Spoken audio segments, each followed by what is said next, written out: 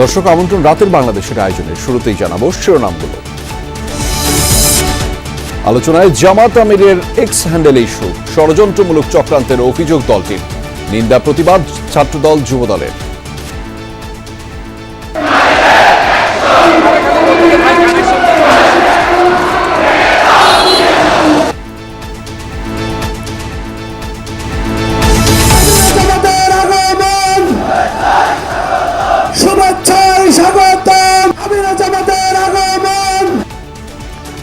শেরপুর জামালপুরে নির্বাচনী জনসভায় নারী অধিকার রক্ষার অঙ্গীকার ডাক্তার শফিকুরের।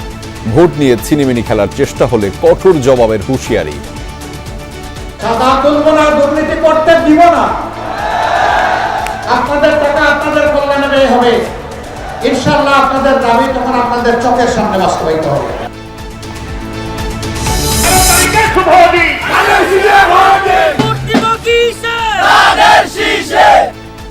সারা দেশে বিএনপি প্রার্থীদের জমজমাট প্রচার। একটি দল মিথ্যা বলে মা বোনদের বিভ্রান্ত করছে, অভিযোগ ফখরুলের। কাল খুলনা ও যশোর যাচ্ছেন তারেক রহমান। এলাকায় এলাকায় শান্তি কমিটি হচ্ছে, ইসিতে বিএনপির অভিযোগ নেতৃত্ব নয়, নারী অধিকার প্রতিষ্ঠাই জরুরি বললেন জামাত নেত্রী। পুরুষ হচ্ছে নারীদের পরিচালক, আমরা এটা মেনে নিয়েই আমরা ঈমান এনেছি, এটা মেনে নিয়েই আমরা চলছি। গুরুত্বপূর্ণ হলো নারীর অধিকার আদায় হচ্ছে কিনা। শান্তি কমিটির শব্দটাই আমাদের কাছে খুব অপ্রিয় শব্দ। নির্বাচন কমিশন বলেছেন এই সম্পর্কে তাদের কিছু জানা নাই। শেষ পর্যন্ত টি-20 বিশ্বকাপ খেলার ঘোষণা পাকিস্তানের, ভারতের বিপক্ষে গ্রুপ পর্বের ম্যাচ বয়কট।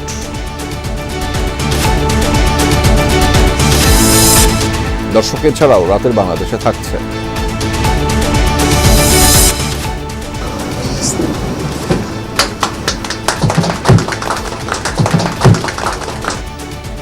প্রতিষ্ঠা বার্ষিকীতে অন্যায়ের সাথে আপোষ না করার অঙ্গীকার দৈনিক যুগান্তরের, মানুষের কণ্ঠস্বর হয়ে কাজ করে যাওয়ার প্রত্যয়।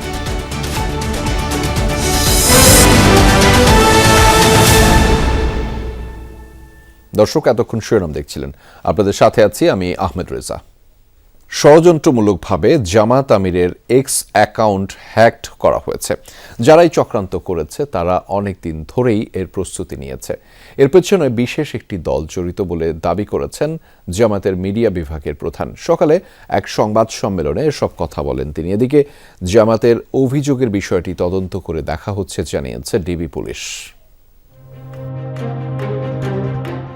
জামায়াতে ইসলামীর দাবি, শনিবার বিকেল 4টার দিকে হঠাৎ করেই হ্যাকড হয় জামায়াত আমিরের ব্যক্তিগত এক্স অ্যাকাউন্ট।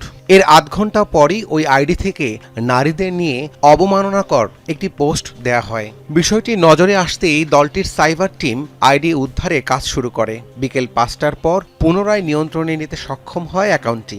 এ ঘটনায় হাতিরঝিল থানায় সাধারণ ডায়েরি করা হয়েছে। দ্রুততম সময়ে বিতর্কিত পোস্টটি সরিয়ে ফেলা হলেও ততক্ষণে বিভিন্ন প্ল্যাটফর্মে শুরু হয়ে যায় অপপ্রচার। তবে ষড়যন্ত্রমূলকভাবে আমিরের এক্স অ্যাকাউন্ট হ্যাক করা হয়েছে। সকালে এক সংবাদ সম্মেলনে এ অভিযোগ করেন জামায়াতের মিডিয়া বিভাগের প্রধান। বিশেষ একটি দল এর সাথে জড়িত দাবি করে গভীর শঙ্কার কথা জানান। আমরা নারীদের প্রতি, মহিলাদের প্রতি, দেশের প্রতি, দেশের স্বাধীনতার প্রতি আমাদের সম্মান এবং মর্যাদার জায়গা খুবই স্পষ্ট। আমাদের আমির জামাত এই বিষয়গুলো অত্যন্ত সুন্দরভাবে, সাবলীলভাবে বারবার তুলে ধরছেন। সম্ভবত এই সমস্ত কারণে একদল লোক চক্রান্ত এবং ষড়যন্ত্র করে জামাত ইসলামীকে প্রশ্নবুদ্ধ করে, জামাত ইসলামী নেতৃবৃন্দকে প্রশ্নবুদ্ধ করার জন্য তারা এই ধরনের গভীর ষড়যন্ত্রে তারা লিপ্ত আছেন। এর অংশ হিসেবেই আমাদের নেতৃবৃন্দের টুইটার অ্যাকাউন্ট এবং অন্যান্য যে সমস্ত অনলাইনে আমাদের অ্যাকাউন্টগুলো আছে সেগুলোকে হ্যাক করে এই সমস্ত কাজ তারা করছেন আমরা মনে করছি। কি জামায়াতের আমিরের এক্স অ্যাকাউন্ট হ্যাকড হওয়ার অভিযোগের তদন্ত করা হচ্ছে জানিয়েছে ডিবি পুলিশ। হাতিরঝিল থানার ভারপ্রাপ্ত কর্মকর্তার সাথে আমার কথা হয়েছে ইতিমধ্যে, যে একটা জিডি হয়েছে সেখানে, সেই জিডির কার্যক্রম আমরা ইতিমধ্যে আরম্ভ করে দিয়েছি। আমাদের টিমের সাথে কথা হয়েছে, আমরা কার্যক্রম আরম্ভ করেছি। এটা হ্যাক কারা করেছে, কোথা থেকে হয়েছে সেটা আমরা খুব শীঘ্রই আমরা জানতে পারবো।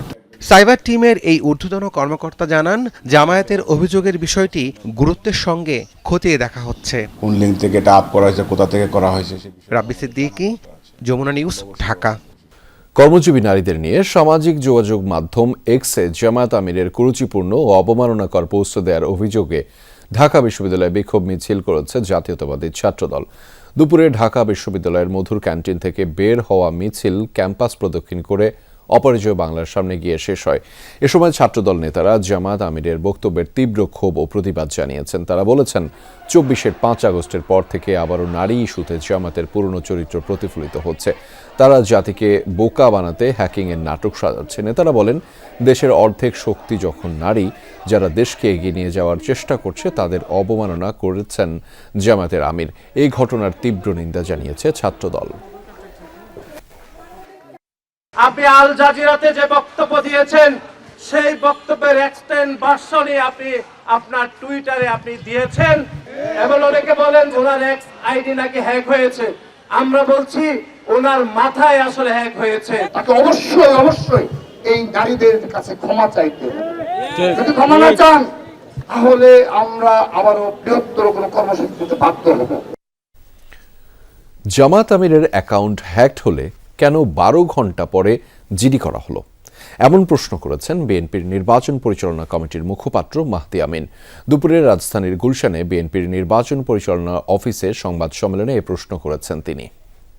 জামায়াতে ইসলামের আমির ডক্টর শফিকুর রহমান তার ভেরিফাইড এক্স সাবেক টুইটার হ্যান্ডেল থেকে নারীদের উদ্দেশ্যে যে নোংরা, জঘন্য ও অবমাননাকর ভাষা ব্যবহার করেছেন বলে দেশব্যাপী আলোচনা চলছে, সেটি সঠিক হলে এর মাধ্যমে পুরো সমাজ ব্যবস্থাকে মধ্যযুগীয় অন্ধকারে ঠেলে দেওয়ার প্রচেষ্টা বলে প্রতীয়মান। নির্বাচন নিয়ে কেউ ছিনিমিনি খেলার চেষ্টা করলে কড়া জবাব দেওয়ার নির্দেশ দিয়েছেন জামায়াতের আমির ডাক্তার শফিকুর রহমান। দুপুরে শেরপুর পৌর পার্ক মাঠের জনসভা থেকে এই নির্দেশনা দিয়েছেন তিনি। আমির বলেছেন, তরুণ, যুবক ও নারীরা ১১ দলীয় জোটের পক্ষে ঐক্যবদ্ধ হয়েছে, আর তা দেখেই কারো কারো মাথা গরম হয়ে গেছে। পরে জামালপুরের জনসভায় যোগ দেন জামায়াতের আমির। বিস্তারিত জানাচ্ছেন সহকর্মী রিয়াজ রায়হান, ছবি তুলেছেন জিহাদ ইসলাম।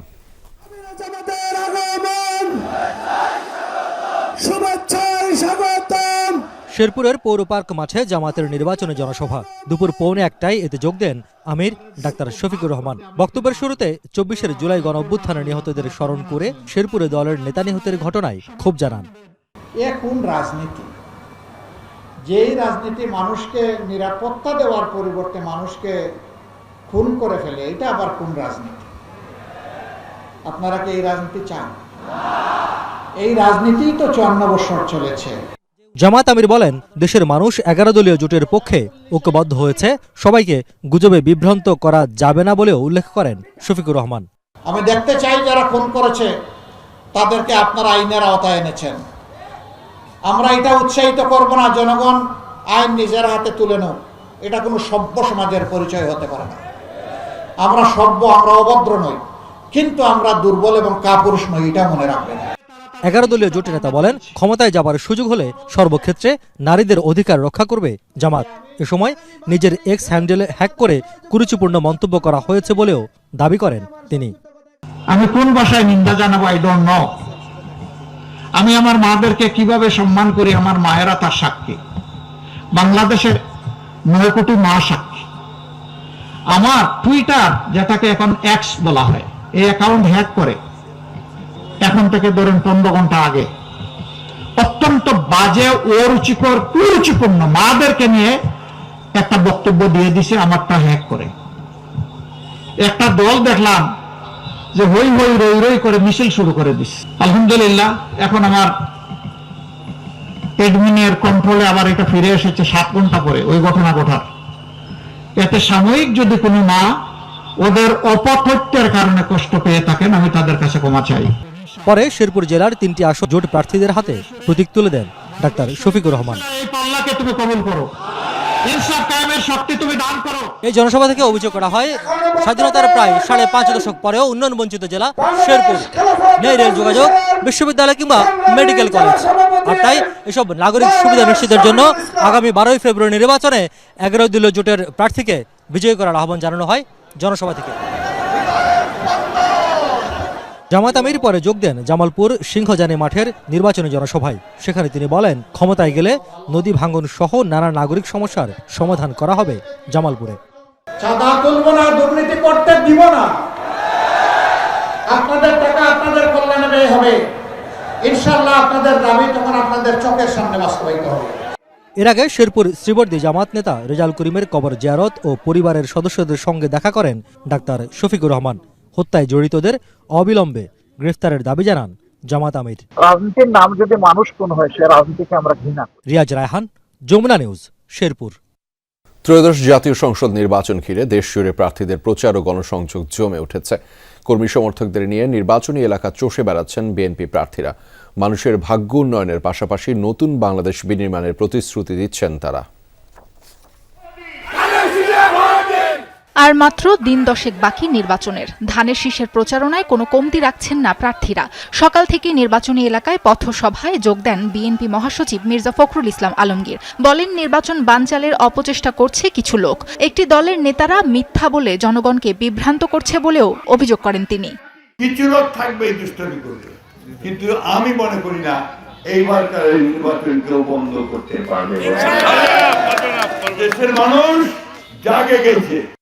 এদেশের স্বাধীনতায় যারা বিশ্বাস করেনি তারাই ধর্মের ভিত্তিতে রাজনৈতিক বিভাজন করতে চায়। চকরিয়ায় নির্বাচনী গণসংযোগে এমন মন্তব্য করেছেন বিএনপির স্থায়ী কমিটির সদস্য ও কক্সবাজার 1 আসনে ধানের শীষের প্রার্থী সালাউদ্দিন আহমদ। বৈষম্যহীন গণতান্ত্রিক সমাজ ব্যবস্থা প্রতিষ্ঠিত হবে, রাষ্ট্র ব্যবস্থা প্রতিষ্ঠিত হবে এবং একটি শক্তিশালী গণতান্ত্রিক সরকার এদেশে প্রতিষ্ঠিত হবে, যার মালিক হবে দেশের সকল জনগণ। নাটোর 2 সদর নলডাঙ্গা আসনে নির্বাচনী সমাবেশ করেছেন বিএনপি প্রার্থী রুহুল কুদ্দুস তালুকদার দুলু। গ্যাস সংযোগ, বেকার সমস্যা সমাধান সহ নারীদের উন্নয়নে কাজ করার অঙ্গীকার করেন তিনি। নির্বাচনী সমাবেশ করেন চট্টগ্রাম 6 আসনে বিএনপি প্রার্থী গিয়াসউদ্দিন কাদের চৌধুরী। রাউজানকে সন্ত্রাস ও মাদক মুক্ত করা, আইন শৃঙ্খলা পরিস্থিতির উন্নয়ন এবং শিক্ষার মানোন্নয়নে পরিকল্পনা তুলে ধরেন তিনি। কোথাও না থাকলে রাউজানে আয়নাঘর আছে, আমি তো আয়নাঘর সৃষ্টি করতে দিব না। যতক্ষণ পর্যন্ত আমার নিঃশ্বাস আছে, রাউজানে কোনো আয়নাঘর হবে না। কুমিল্লা 10 নাঙ্গলকোট লালমাই আসনে গণসংযোগ ও পথসভা করেছেন ধানের শীষ প্রার্থী মোবাশ্বের আলম ভূঁইয়া। বিপুল ভোটে তারা জয়ী হবেন বলে আশাবাদ ব্যক্ত করেন। ধানের শীষ হলো ঐক্যের প্রতীক। আমাদের মধ্যে ঐক্যের বন্ধন আছে, ইনশাল্লাহ 12 তারিখ এটা আবারও প্রমাণ করবে তারা। নির্বাচিত হলে মাদক ও সন্ত্রাস দমনে কাজ করার আশ্বাস দিচ্ছেন বরগুনা 2 আসনের প্রার্থী নুরুল ইসলাম মনি। ফেনী 3 আসনে বিএনপির ভাইস চেয়ারম্যান আব্দুল আওয়াল মিন্টু নির্বাচনী প্রচারণা চালাচ্ছেন। দাবি করেন, অতীতে সব উন্নয়ন করেছে বিএনপি। প্রচারণার অংশ হিসেবে বীর মুক্তিযোদ্ধাদের সাথে মতবিনিময় করেছেন গোপালগঞ্জ 1 আসনে বিএনপির প্রার্থী সেলিমুজ্জামান সেলিম। গণতন্ত্র পুনরুদ্ধারে ধানের শীষকে জয়যুক্ত করার আহ্বান জানান। রংপুরের 6টি আসনেই ভোটারদের দাঁড়ে দাঁড়ে ছুটছেন বিএনপি প্রার্থীরা। অন্য প্রার্থীদের বিরুদ্ধে আচরণবিধি লঙ্ঘনের অভিযোগ তাদের। অন্যান্য মার্কার যারা কর্মী বা নেতা বা কর্তৃপক্ষ, তারা বিভিন্ন লাইট পোস্টে লাগাচ্ছে, ফেস্টুন লাগাচ্ছে, বিভিন্ন জায়গায় যেগুলো নিষেধাজ্ঞা আছে নির্বাচন কমিশনের, সেগুলো মানছে না। রূপগঞ্জে বিভিন্ন এলাকায় জনগণের সমস্যা শুনে উন্নয়নের পরিকল্পনা জানাচ্ছেন নারায়ণগঞ্জ 1 আসনে বিএনপির প্রার্থী মোস্তাফিজুর রহমান ভূঁইয়া দীপু। রূপটা চলে গেছে, আমরা সকলে মিলে বিএনপি পরিবার মিলে আমরা এই রূপগঞ্জের রূপটা ফেরাতাম। রাজশাহী 3 পবা মোহনপুর আসনে নির্বাচনী প্রচারণা চালিয়েছেন ধানের শীষের প্রার্থী শফিকুল হক মিলন। বিভিন্ন ওয়ার্ডে গণসংযোগ, উঠান বৈঠকে ভোট চান তিনি। সাবরিনা লিজা, যমুনা নিউজ। ত্রয়োদশ জাতীয় সংসদ নির্বাচনের প্রচারণার অংশ হিসেবে আগামীকাল খুলনা ও যশোরে জনসভায় যোগ দেবেন বিএনপি চেয়ারম্যান তারেক রহমান। খুলনার খালিশপুরের প্রভাতী স্কুল মাঠে এরই মধ্যে শুরু হয়েছে মঞ্চ তৈরির কাজ। তারেক রহমানের আগমন ঘিরে জেলা জুড়ে তৈরি হয়েছে সাজ রব। প্রায় 15 লাখ মানুষের সমাগম হবে বলে আশা করছেন আয়োজকরা। যশোরের বিরামপুর আদর্শ সরকারি প্রাথমিক বিদ্যালয়ের মাঠেও এরই মধ্যে মঞ্চ নির্মাণের কাজ শুরু হয়েছে। মাঠের চারপাশে প্রবেশ ও প্রস্থান পথ, শৃঙ্খলা রক্ষা, নিরাপত্তা ও জরুরি সেবার বিষয়গুলো বিশেষ গুরুত্ব দেয়া হচ্ছে। বিভিন্ন আসনে 2-3 হাজারের বেশি ভোটার স্থানান্তর হয়নি বলে যে তথ্য দিয়েছে ইসি তা সঠিক নয়। এ মন্তব্য করেছেন বিএনপির স্থায়ী কমিটির সদস্য নজরুল ইসলাম খান। দুপুরে সিইসির সাথে বৈঠক শেষে ব্রিফিংয়ে তিনি অভিযোগ করেন, একটি রাজনৈতিক দল এমনভাবে আচরণবিধি লঙ্ঘন করছে যার ফলে শুধু আইন ভঙ্গ নয়, ধর্মীয় বিশ্বাসেও আঘাত হানা হচ্ছে, অথচ ইসি ব্যবস্থা নিচ্ছে না। নির্বাচন ভবনে সিইসি এএমএম নাসিরউদ্দিনের সাথে বিএনপির প্রতিনিধি দলের বৈঠক। টানা 2 ঘন্টার বৈঠক শেষে সাংবাদিকদের সাথে কথা বলেন দলটির স্থায়ী কমিটির সদস্য নজরুল ইসলাম খান। জানান, একটি দল আচরণবিধি লঙ্ঘন করেই চলেছে। নির্বাচন ঘিরে তারা শান্তি কমিটি গঠন করছে দাবি করে বিএনপির এই সিনিয়র নেতা বলেন, এই নামটিই আপত্তিকর। এমন কর্মকাণ্ড বন্ধে ইসিকে আহ্বান জানিয়েছে বিএনপি। একই সাথে ভোটের 2 দিন আগে নির্বাচনী এলাকা থেকে বহিরাগতদের সরিয়ে দেওয়ার দাবি জানিয়েছেন তারা। কবরে 4টা প্রশ্ন করা হবে। এখন ওনারা বলতেছেন যে 4র্থ প্রশ্ন নাকি করা হবে যে তুমি একটা নির্দিষ্ট মানে সেই প্রতীকে ভোট দিছো কিনা। মানুষের আবেগকে পুঁজি করার লক্ষ্যে যদি বিশ্বাসকে আঘাত করা হয় আর কি, এটা কোনো মতেই গ্রহণযোগ্য না। আমরা মনে করি এটা আরপিওর স্পষ্ট লঙ্ঘন। ফ্যাক্ট চেক করে দেখা গেছে এগুলো এআই না, এগুলো সঠিক। বিএনসিসিকে নির্বাচনে যুক্ত রাখার বিরোধিতা করে নজরুল ইসলাম খান বলেন, ভোটের দায়িত্বে কেবল আইন শৃঙ্খলা বাহিনীকেই রাখা উচিত। একই সাথে স্থানীয় পর্যায়ে 55,000-এর বেশি পর্যবেক্ষক নিয়োগের বিষয়ে উদ্বেগ জানান তিনি। তো শান্তি কমিটির শব্দটাই আমাদের কাছে খুব অপ্রিয় শব্দ, যদিও আমরা শান্তিবাদী মানুষ। নির্বাচন কমিশন বলেছেন এ সম্পর্কে তাদের কিছু জানা নাই। বিশেষ বিশেষ কিছু এলাকায় অনেক নতুন ভোটার হয়েছে, যেটা অস্বাভাবিক। নির্বাচন কমিশন এই ব্যাপারে তার সংশ্লিষ্ট বিভাগে খোঁজ নিয়ে যেটা জেনেছেন বলে আমাদের জানালেন, সেটা হলো যে না, এরকম বেশি হয় নাই। কোনো আসনেই 2-3 হাজারের বেশি এরকম হয় নাই আর কি। তাদের কথায় আমরা সন্তুষ্ট হতে পারি নাই। আমরা নিশ্চিত জানি যে তাদের যে তথ্য যারা সরবরাহ করেছে তারা সঠিক তথ্য সরবরাহ করে নাই। এ সময় বিপুল পরিমাণ ভোটার মাইগ্রেশন অভিযোগের ব্যাপারে প্রশ্ন করা হলে নজরুল ইসলাম খান বলেন, ইসি চাইলে এ সংক্রান্ত তথ্য দেবে বিএনপি। এই ব্যাপারে নির্বাচন কমিশনকে খোঁজ খবর নেওয়ার কথা বলেছি। তানভীর মৌসুম, যমুনা নিউজ, ঢাকা। বিএনপি যে শান্তি কমিটি গঠনের অভিযোগ করেছে তা কোনো সুস্থ মস্তিষ্ক থেকে আসা সম্ভব নয় বলে মন্তব্য করেছেন জামায়াতের সহকারী সেক্রেটারি জেনারেল এহসানুল মাহবুব জুবায়ের। সিইসির সাথে বৈঠক শেষে সাংবাদিকদের এক ব্রিফিংয়ে এই মন্তব্য করেছেন তিনি। এ সময় জামায়াতের নারী প্রতিনিধিরা বলেছেন, একটি মহল নারীদের প্রতিহত করতে গভীর ষড়যন্ত্র চালাচ্ছে। জামায়াতের শীর্ষ নেতৃত্বে নারীদের যাওয়ার সুযোগ আছে বলেও দাবি করেন তারা। রোববার বিকেলে সিইসির সাথে বৈঠক করতে ইসি ভবনে জামাতের একটি প্রতিনিধি দল। নির্বাচনী প্রচারণায় দলটির মহিলা সদস্যদের উপর বারবার হামলা ও সহিংসতার ঘটনায় সিইসির কাছে স্মারকলিপি দেন তারা। পরে বৈঠক শেষে সাংবাদিকদের সাথে কথা বলেন দলের সহকারী সেক্রেটারি জেনারেল এহসানুল মাহবুব জুবায়ের। নারীদের উপর সহিংসতা সুষ্ঠু নির্বাচনের অন্তরায় বলে মন্তব্য করেন তিনি। সুস্থ কোনো লোক, সুস্থ কোনো দল এই ধরনের অভিযোগ করতে পারে না। এটা হচ্ছে একদল লোক, একটা দল যদি অস্থির হয়ে যায়, জনগণের যে বিপুল সমর্থন আমাদের দিকে, পুরুষ মহিলা সবার যে সমর্থন, এগুলোতে ভীত হয় তারা এই সমস্ত কথাবার্তা তারা বলছেন। এটা সুস্থতার কোনো লক্ষণ আমার কাছে মনে হচ্ছে না আর কি। আমরা তাদের সুস্থতার জন্য দোয়া করি। এ সময় জামাতে ইসলামের মহিলা বিভাগের সদস্য ডাক্তার হাবিবা চৌধুরী সুইট বলেন, জামাত নারীদের শ্রদ্ধা সম্মান করে। দলটি সব স্তরের নারীদের মাঝে তা ছড়িয়ে দিতে চায়। দলটির মহিলা বিভাগের সেক্রেটারি নুরুন্নেসা সিদ্দিকা বলেন, ইসলামের হুকুম অনুসারেই পুরুষের উপর দায়িত্ব অর্পণ করেছে দলটি। যেখানে বাধা আসবে আমরা সেখানে প্রতিরোধ করব ইনশাআল্লাহ। কেউ মনে করবে যে নারী অবলা, আমরা অবলা নই। আমরা সেই সাহসী মহিলা, আমাদের ঈমান আছে, বিশ্বাস আছে, আমরা সৎ কাজের প্রতি আমাদের দৃঢ় এক আন্তরিকতা আছে। আমরা ঠিক সেইভাবেই আমরা আমাদের মতামতকে ইনশাআল্লাহ প্রতিষ্ঠিত করব। যেখানে আল্লাহ তাআলা পবিত্র কোরআনে বলেছেন, আর রিজালু কাওয়ামুনা আলান নিসায়, পুরুষ হচ্ছে নারীদের পরিচালক। আমরা এটা মেনে নিয়েই আমরা ঈমান এনেছি, এটা মেনে নিয়েই আমরা চলছি। গুরুত্বপূর্ণ হলো নারীর অধিকার আদায় হচ্ছে কিনা। 2 জন নারী প্রধানমন্ত্রী দীর্ঘদিন ছিলেন।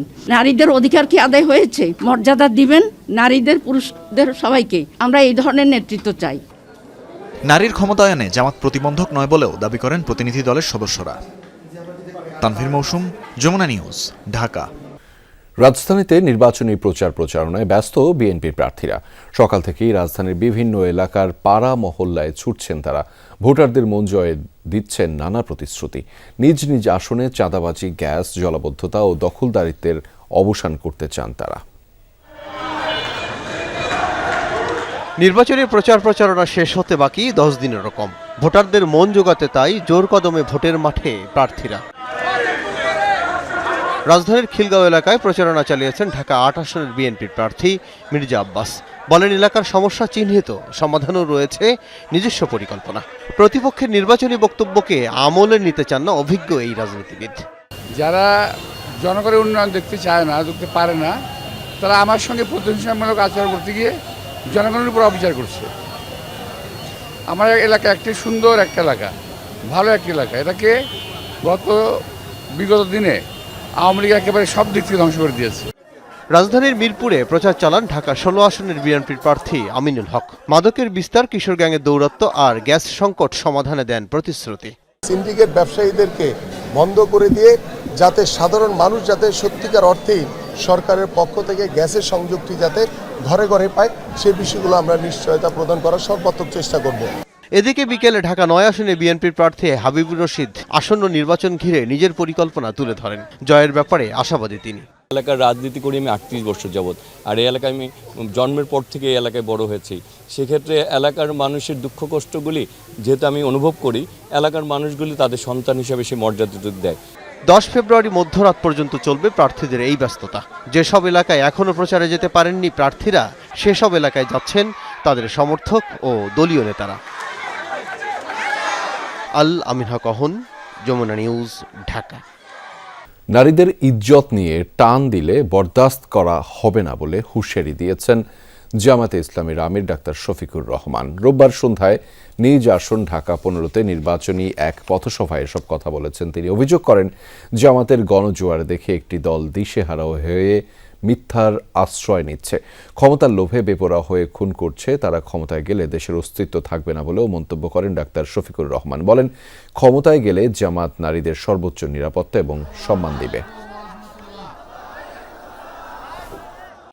আমরা সব ক্ষেত্রে ন্যায় বিচার চাই। আমরা কথা দিচ্ছি, ইনশাআল্লাহ বাংলাদেশে সেই ন্যায় বিচার কায়েম হবে। যে অপরাধ করলে আমার একজন সাধারণ বন্ধুর, শ্রমিকের, মজুরের যে অপরাধে বিচার হয়ে শাস্তি হবে, একই অপরাধ বাংলাদেশের প্রেসিডেন্ট, প্রধানমন্ত্রী, মন্ত্রী, এমপি কেউ করে কেউ ছাড় পাবেন না ইনশাআল্লাহ। হাতে সময় আর 9 দিন। এই কদিনের মধ্যেই কয়েক লাখ ভোটারের কাছে পৌঁছাতে হবে প্রার্থীদের। তাই সকাল থেকে সন্ধ্যা পর্যন্ত চলছে প্রচারণা। অন্যান্য দলের মতো 11 দলীয় জোটের প্রার্থীরা জয়ের ব্যাপারে আত্মবিশ্বাসী। প্রতিপক্ষের বিরুদ্ধেও তুলছেন নানা অভিযোগ। ভোট টানতে বিহারীদের এলাকায় গিয়ে উর্দু ভাষায় ভোট চেয়ে দোয়াও চাইছেন কোনো প্রার্থী। অন্যদিকে স্বতন্ত্র প্রার্থীরাও ভোটারদের দাঁড়ে দাঁড়ে গিয়ে দিচ্ছেন পাশে থাকার আশ্বাস। নিয়ম অনুযায়ী আর মাত্র 9 দিন পরই নির্বাচনী প্রচারণায় টানতে হবে ইতি। তাই শেষ কটা দিনে ভোটারদের কাছে পৌঁছতে জোর প্রচারণা চালাচ্ছেন প্রার্থীরা। সকালে ফকিরাপুলে নিজের নির্বাচনী কার্যালয় উদ্বোধন করেন ঢাকা 8 আসনের 11 দলীয় জোটের প্রার্থী নাসির উদ্দিন পাটোয়ারি। উদ্বোধন শেষে গণসংযোগ শুরু করেন এনসিপি নেতা। এ সময় প্রতিপক্ষ বিএনপি প্রার্থীর বিরুদ্ধে নানান অভিযোগ তোলেন তিনি। অনেকে বলতেছে যে আমরা বিষদগারের রাজনীতি করি। আমরা বিষদগারের রাজনীতি করি না। আমরা দেশের যে মৌলিক সমস্যাগুলো রয়েছে সেগুলো নিয়ে কথা বলি। কথা বলাতে যারা এই এস্টাবলিশমেন্টের অংশ হয়েছে তারা আমাদের বিরুদ্ধে লাগে। নিকুঞ্জ এলাকা থেকে প্রচারণা শুরু করেন এনসিপি জামাত জোটের শাপলাকলির প্রার্থী আরিফুল ইসলাম আদিব। তার অভিযোগ, ফুটপাত দোকান আর হকারদের কাছ থেকে চাঁদা নিয়ে তাদেরকেই আবার জোর করে নির্বাচনী প্রচারণায় ব্যবহার করছে একটি দল। হেরে যাওয়ার আশঙ্কায় প্রার্থীর ওপর হামলা করা হচ্ছে বলেও অভিযোগ তার। বাংলাদেশের মানুষ পরিবর্তনের জন্য ঐক্যবদ্ধ হয়েছে, সেই জায়গাটাতে আমার কাছে মনে হচ্ছে আমাদের প্রতিদ্বন্দ্বীরা ভীত হচ্ছেন এবং তারা পরাজয়ের আশঙ্কা করে মূলত হামলা করে যদি অন্তত প্রচারণা থেকে দূরে রাখা যায়। এদিকে বিহারি এলাকায় গিয়ে উর্দু ভাষায় ভোট চেয়ে দোয়া চেয়েছেন জামায়াত প্রার্থীর সমর্থকরা। প্রচারণাকালে ঢাকা 16 আসনে জামায়াতের প্রার্থী অবসরপ্রাপ্ত কর্নেল আব্দুল বাতেন অভিযোগ করেন, প্রতিপক্ষের প্রার্থী অবৈধ ও চাঁদাবাজির টাকায় ব্যাপক জনসমাগম করে প্রচারণা চালাচ্ছেন। যে পরিমাণ প্রচার সামগ্রী ব্যবহার করা হয়েছে এবং নির্বাচন কমিশন থেকে যে খরচের লিমিট দেওয়া হয়েছে, সে খরচ অনেক লিমিট, ইলেকট্রনিক বিলবোর্ড ব্যবহার করা, এতগুলো বিলবোর্ড ব্যবহার করা হয়েছে। স্বতন্ত্র প্রার্থীরাও নিজ নিজ এলাকায় শক্ত অবস্থান তৈরিতে ব্যস্ত। সকালে গণসংযোগে নেমে তাসনিম যারা বলেন, প্রথাগত রাজনীতি পরিবর্তনে কাজ করতে চান তিনি। আমাদের এটা কারোই অজানা না যে বেশিরভাগ ক্ষেত্রেই মানুষ ভাড়া করে শোডাউনগুলো করা হয়। তো এই যে লাখ লাখ পোস্টার, ভাড়া করা শোডাউন, মাইকিং, অতিরিক্ত লাউডস্পিকার ব্যবহার, এগুলো কিন্তু জনসেবার জন্য করা হয় না। সব প্রার্থীদেরই কম বেশি নানান অভিযোগ রয়েছে, তবে নির্বাচন সুষ্ঠু হবে এমন আশাও ছাড়ছেন না কেউ। সুমাইয়া ঐশী, যমুনা নিউজ, ঢাকা। অন্যায়ের সাথে কোনো রকম আপোষ না করেই অতীতের মতো সত্য সাহসের সাথে এগিয়ে যাবে দৈনিক যুগান্তর। একইভাবে কঠিন পরিস্থিতিতেও সাধারণ মানুষের কণ্ঠস্বর করে যাবে তাদের প্রতিনিধিত্ব। দুপুরে নিজস্ব কার্যালয়ে ২৭তম প্রতিষ্ঠাবার্ষিকীর অনুষ্ঠানে এমন মন্তব্য করেছেন দেশসেরা দৈনিকটির প্রকাশক ও যমুনা গ্রুপের চেয়ারম্যান অ্যাডভোকেট সালমা ইসলাম।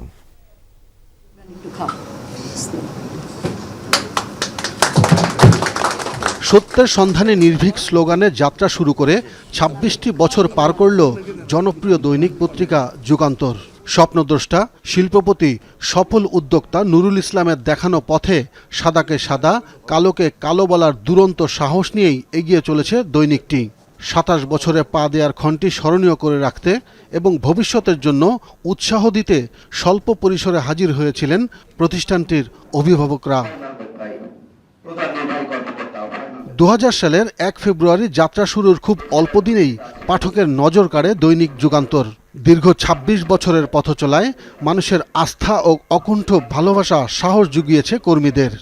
প্রতিদিনই ভালো করছে। আমরা চাই যে যুগান্তর আরো ভালো করবে, আরো দর্শক প্রিয় হবে এবং বাংলাদেশের সকল সংকট, সকল সম্ভাবনায় যুগান্তর আরো ভূমিকা রাখবে। সত্যের প্রতি অকুণ্ঠ শ্রদ্ধা এবং আস্থা এবং বিশ্বাস এবং সেই পথে নিজেকে পরিচালনা করা, এই যোগ্যতা বাংলাদেশের সংবাদপত্রের ইতিহাসে যে মানুষটার মধ্যে আমরা দেখেছি তিনি নুরুল ইসলাম বাবুল। তিনি বলেছিলেন সাদাকে সাদা বলো, কালোকে কালো বলো। আমি মনে করি যুগান্তর ২৬ বছরও সেই জায়গা থেকে ১ ইঞ্চিও সরেনি। শুধু রাজধানী নয়, দেশের প্রত্যন্ত অঞ্চলের বস্তুনিষ্ঠ খবর তুলে এনে গণমানুষের প্রিয় কণ্ঠস্বর পরিণত হয়েছে যুগান্তর। শাসকের চোখ রাঙানিতে ভয় না পেয়ে মুসলিমের পক্ষে বরাবরই সাহসী ভূমিকায় ছিল পত্রিকাটি। আজকের এই দিনে আমার বারবার মনে পড়ছে আমাদের স্বপ্নদ্রষ্টা, বীর মুক্তিযোদ্ধা নুরুল ইসলাম বাবুল সাহেবের কথা। ৫ই আগস্টে তোমাদের অবদান অনেক বেশি, অনেক বেশি। প্রত্যেকের মুখে মুখে যমুনা টেলিভিশন এবং যুগান্তর পত্রিকার কথা সবাই বলেছে। এইভাবে তোমরা এগিয়ে যাও, আমি দোয়া করি। অতীতের ধারাবাহিকতায় আগামীর বাংলাদেশ বিনির্মাণেও বলিষ্ঠ ভূমিকা রাখতে চায় যুগান্তর পরিবার। প্রত্যেকের মুখে মুখে যমুনা টেলিভিশন এবং যুগান্তর পত্রিকার কথা সবাই বলেছে। আব্দুল্লাহ তুহিন, যমুনা নিউজ, ঢাকা। ইউরোপীয় ইউনিয়নের সাথে মুক্ত বাণিজ্য চুক্তি বা FTA সইয়ের আলোচনা দ্রুত শুরু করার আহ্বান জানিয়েছেন প্রধান উপদেষ্টা অধ্যাপক ডক্টর মোহাম্মদ ইউনূস। বাংলাদেশের পণ্যের শুল্কমুক্ত সুবিধা ধরে রাখতে এই উদ্যোগ জরুরি বলে জানিয়েছেন তিনি। রবিবার রাষ্ট্রীয় অতিথি ভবন যমুনায় ইউরোপীয় চেম্বার অব কমার্স ইন বাংলাদেশের প্রতিনিধি দলের সাথে এক সৌজন্য সাক্ষাতে এসব কথা বলেন প্রধান উপদেষ্টা। বলেন, জাপানের সাথে অর্থনৈতিক অংশীদারিত্ব চুক্তি বাংলাদেশের রপ্তানি পণ্যের জন্য নতুন আশা জাগিয়েছে। একইভাবে ইউরোপীয় ইউনিয়নের সাথেও FTA সই করতে চায় সরকার। এ সময় ইউরোপীয় চেম্বারের চেয়ারম্যান নুরিয়া লোপেজ বলেন, LDC থেকে উত্তরণের পর শুল্কমুক্ত সুবিধা হারানোর ঝুঁকি এড়াতে দ্রুত আলোচনা শুরু করা প্রয়োজন। EU রাষ্ট্রদূত মাইকেল মিলার জানিয়েছেন, 2029 সাল পর্যন্ত বাণিজ্য সম্পর্কে বড় পরিবর্তন আসবে না। বৈঠকে আসন্ন নির্বাচন পর্যবেক্ষণে ইউরোপীয় ইউনিয়নের পর্যবেক্ষক পাঠানোর সিদ্ধান্তকে স্বাগত জানান অধ্যাপক ইউনূস। নির্বাচনের সহিংসতা নিয়ে কেবল বিদেশিরা নয়, সরকারও উদ্বিগ্ন বলে জানিয়েছেন পররাষ্ট্র উপদেষ্টা তৌহিদ হোসেন। সহিংসতা মোকাবেলায় সরকার প্রয়োজনীয় ব্যবস্থা নিচ্ছে জানিয়ে তিনি বলেন, ভোটে এ ধরনের ঘটনা এদেশে পুরনো সংস্কৃতি। এমনকি বাংলাদেশের ভোট নিয়ে বিদেশি কূটনীতিকদের কথাবার্তাও এখন ট্র্যাডিশন হয়ে গেছে বলে মনে করেন তিনি। তৌহিদ হোসেনের ধারণা, 12 ফেব্রুয়ারির নির্বাচনে 55% বেশি ভোট পড়বে। কূটনৈতিক রিপোর্টারদের জন্য আয়োজিত নির্বাচন বিষয়ক এই কর্মশালায় সমাপনীতে বক্তব্য রাখেন পররাষ্ট্র উপদেষ্টা। এ সময় UNDPর আবাসিক সমন্বয়কারী ও জননিরাপত্তা, বিশেষ করে নারী প্রার্থী ও ভোটারদের নিরাপত্তা নিয়ে কথা বলেন। কিছু অস্থিরতা আছে, কিছু অস্থিরতা থাকবে, এক একজন এক একভাবে জাজ করবে, সেটাকে আমাদের বিবেচনায় নিলে চলবে না। আমরা আমাদের মতো করে যেভাবে এগোচ্ছি, নির্বাচনের দিকে যাব, নির্বাচন হবে। ত্রয়োদশ জাতীয় সংসদ নির্বাচন ও গণভোট উপলক্ষে ময়মনসিংহ সফর করেছেন বাংলাদেশ সেনাবাহিনী প্রধান জেনারেল ওয়াকারুজ্জামান। আজ সফরের অংশ হিসেবে সিটি কর্পোরেশনের সম্মেলন কক্ষে সামরিক ও অসামরিক প্রশাসনিক কর্মকর্তা ও বিভিন্ন আইন শৃঙ্খলা বাহিনীর সদস্যদের সাথে মতবিনিময় করেন তিনি। এ সময় নির্বাচনকে শান্তিপূর্ণ, নিরপেক্ষ ও সুষ্ঠু করতে সার্বিক নিরাপত্তা ব্যবস্থা নিয়ে আলোচনা করা হয়। দায়িত্ব পালনে পেশাদারিত্ব, নিরপেক্ষতা ও নাগরিক বান্ধব আচরণ বজায় রাখার উপর বিশেষ গুরুত্ব দেন তিনি। পাশাপাশি ইনেট টু সিভিল পাওয়ারের আওতায় মোতায়েনকৃত সেনা সদস্যদের কার্যক্রম সরেজমিন পরিদর্শন করেন সেনাপ্রধান। পরে জেনারেল ওয়াকারুজ্জামান ময়মনসিংহের ত্রিশালে অবস্থিত অলিম্পিক ভিলেজের ভিত্তিপ্রস্তর স্থাপন করেন। নতুন অর্থ বছরের বাংলাদেশের জন্য প্রস্তাবিত বাজেট কমিয়ে অর্ধেক করল ভারত। রোববার দেশটির পার্লামেন্টে বাজেট পেশ করেন অর্থমন্ত্রী নির্মলা সীতারামন। 2026-27 অর্থ বছরের প্রস্তাবিত বাজেটে প্রতিবেশী দেশগুলোর জন্য বৈদেশিক সহায়তা খাতে বিপুল অর্থ বরাদ্দ রেখেছে দেশটি। ভারতীয় গণমাধ্যম টাইমস অব ইন্ডিয়া জানিয়েছে, সর্বোচ্চ 2,288 কোটি 56 লাখ রুপি বরাদ্দ রাখা হয়েছে ভুটানের জন্য। এছাড়াও নতুন অর্থ বছরে নেপালকে 800 কোটি, শ্রীলঙ্কাকে 400 কোটি এবং আফগানিস্তানকে 150 কোটি রুপি সহায়তা দেবে নয়াদিল্লি। বাংলাদেশের জন্য ভারতের বরাদ্দকৃত অর্থের পরিমাণ 60 কোটি রুপি।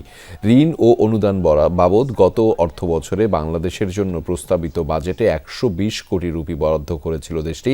এবার প্রস্তাবেই বড় কাটছাট করল প্রতিবেশী দেশটি।